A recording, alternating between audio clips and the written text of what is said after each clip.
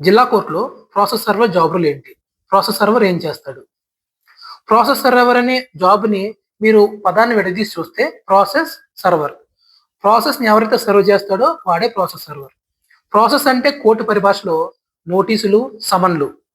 ఎవరైతే మనకి కోర్టు నుంచి నోటీసులు, సమన్లు తెచ్చిస్తారో వాళ్ళని ప్రాసెస్ సర్వర్‌లు అంటారు. సో, ఈ ప్రాసెస్ సర్వర్ యొక్క డ్యూటీ నోటీస్‌ని సర్వ్ చేయడమేనా? కంప్లీట్ ఫీల్డ్ వర్కేనా అంటే కాదు. ప్రాసెస్ సర్వర్‌కి టర్న్ డ్యూటీలేస్తారు. అంటే కొన్ని రోజులు నోటీస్ సర్వ్ చేయడము, కొన్ని రోజులు వేరే డ్యూటీలేస్తారు.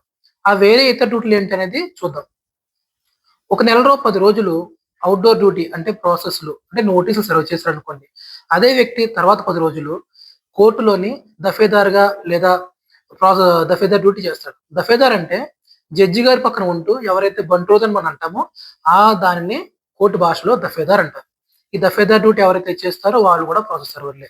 ఈ 10 రోజులు దఫేదార్ డ్యూటీ చేసిన తర్వాత మిగిలిన 10 రోజులు అతనికి గార్డ్ డ్యూటీ అని వేస్తారు. గార్డ్ డ్యూటీ అంటే ఏంటంటే కోర్టు యొక్క కాపలాదారుడు. మార్నింగ్ గార్డ్ అంటారు. నైట్ గార్డ్ అంటారు. ఎవరికైతే ప్రాసెస్ సర్వర్‌కి గార్డ్ డ్యూటీ వేస్తారో వాళ్ళు కోర్ట్‌ని మార్నింగ్ నుంచి ఈవినింగ్ వరకు బెల్ రింగ్ చేయడం గాని, జడ్జిగా సహాయం చేయడం గాని, కోర్టుకి సంబంధించిన ఇతర పనులు చేయడంలో నిమగ్నమై ఉంటారు. నైట్ డ్యూటీ వేసిన వాళ్ళు నైట్ కాపలాగా ఉంటారు. సో, ఇవి ప్రాసెస్ సర్వర్ చేసే మెయిన్ డ్యూటీస్. అంతకన్నా అతిపెద్ద డ్యూటీ ఏంటంటే ప్రాసెస్ సర్వర్ యొక్క ముఖ్యమైన డ్యూటీ ప్రోటోకాల్ డ్యూటీ. ప్రోటోకాల్ అంటే ఏంటంటే మన ఊరికి ఎవరైతే వేరే ఊరు నుంచి జడ్జెస్ వస్తారో వాళ్ళందరికీ ఇక్కడ మర్యాదలు చూసుకోవడమే ప్రోటోకాల్ డ్యూటీ. ఆ ప్రోటోకాల్ డ్యూటీ అనేది ప్రాసెస్ సర్వర్ యొక్క అతిపెద్ద బాధ్యత. గుర్తుపెట్టుకోండి, ప్రాసెస్ సర్వర్ అంటే ఈ 4 డ్యూటీలే కాదు. హానరబుల్ కోర్ట్ వారు చెప్పిన ప్రతి డ్యూటీని కూడా ప్రతి కేడర్‌లో ఉన్న ఉద్యోగి చేయాల్సిందే. ప్రాసెస్ సర్వర్ అంటే మీకు సింపుల్‌గా ఎక్స్‌ప్లెయిన్ చేయడానికి 4 డ్యూటీలు ఎక్స్‌ప్లెయిన్ చేశాను.